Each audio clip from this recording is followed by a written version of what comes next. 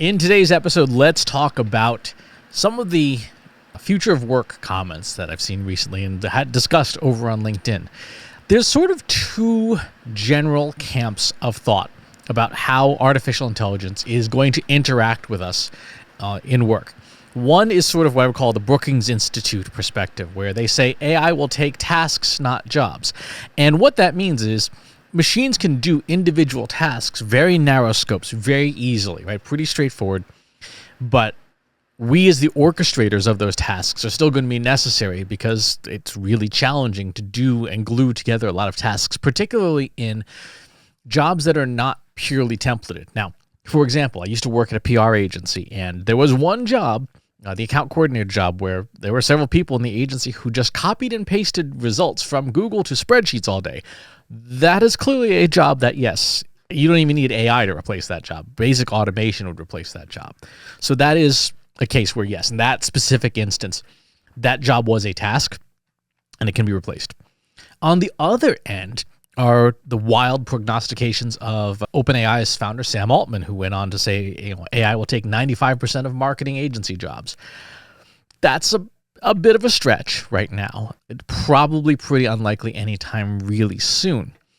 Because, again, a job is more than just a bundle of individual tasks. There's also a lot of connective stuff that goes in between it. Are there jobs that are highly templated that a model or a network of models could do? Yes. The PR agency example is a good example. I've worked in and with a bunch of agencies, and there are tasks and even some jobs throughout agencies that, yeah, there's certainly room for efficiency and process optimization. Will the job overall as a container of tasks go away? Maybe. What is more likely to happen, at least in the near term, is as companies look at their workforces, as they try to figure out what tasks people do, you will offload more tasks to AI. Copy and paste this worksheet, write this blog post, analyze this strategy, find anomalies in this spreadsheet, and so on and so forth. What will happen from there is the time those tasks take will get much, much shorter, right? If you say, here's a spreadsheet, identify the anomalies in this budget, where that might take a human 4 hours, 8 hours, 12 hours. It might take a machine 4 seconds, 8 seconds, 12 seconds to present its findings, and then for a human being to maybe take an hour to validate those findings instead.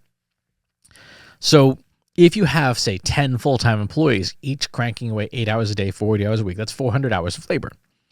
If you cut that by a factor of 10, and you now have 40 hours of work because AI is doing a lot of the individual tasks, it's not that any one job is going to go away entirely, but the amount of labor used will go away, right? You only need 40 hours of human time to perform that task that used to require 400. And so at companies where profits are more important than people, you're just going to throw overboard 9 people.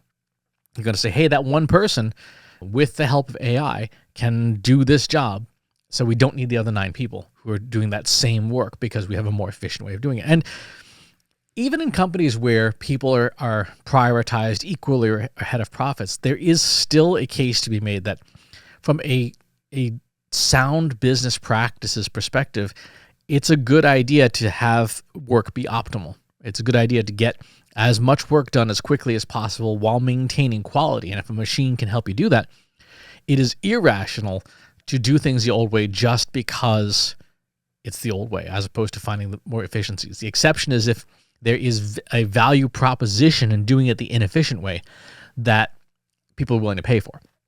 For example, there is a whole, there's entire industries of artisanal, handcrafted, this, that, and the other thing. Not made by machines, not made quickly, but people place value on that output and therefore are willing to pay a premium for it. And there are plenty of people who do make a living that way. But that's the likely sort of middle ground between tasks, not jobs, and all jobs going away. Right? They're too extreme. The middle ground is jobs will go away that will get consolidated down. And the more repetitive your job is, or the more repetitive your tasks within your job are, the faster those get handed to a machine to do. If you are a paralegal and all you are doing is, case briefings, yeah, that's probably, that task is something that you'll be asked to automate. If you are a policymaker and your job is drafting legislation, that is something that, again, a machine's going to help you do that much faster. And then will we need as many, congressional assistants? Maybe, maybe not. For companies that are more progressive, who put people before or equal to profits, you're going to be looking at a lot of reskilling, a lot of getting people trained in the use of AI so that they can do their jobs better, and you can retain those people and you can keep paying them and helping them earn a living wage at the understanding that you're going to have to get those people skilled up pretty quickly, and you may not be hiring more, right? If you have a staff of 10 right now and they do 400 hours of work, but you introduce AI that allows them to do 4,000 hours equivalent of work in that same 400 hours, you're not going to have to hire people for quite some time. So that's sort of how AI is likely to consume jobs in the near future. Will that change with things like agent networks? Yes. Agent networks, the ability for multiple AIs to work together, kind of like a little virtual office. That is something that can consume more jobs where things are not as templated. As context windows of models get bigger, will they consume more complex tasks? Yes, by nature.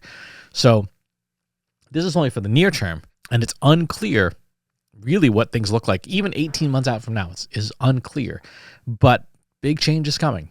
So get ready for it. Get ready for it by skilling up, by taking the initiative to lead AI initiatives within your company, within your organization, to do a risk assessment, to say how at risk is my particular job?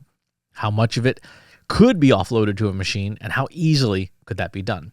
And if it looks easy, give it a try, and then do your best to be the one who puts your old job out of work and takes on the new job of running the machines that do your old job.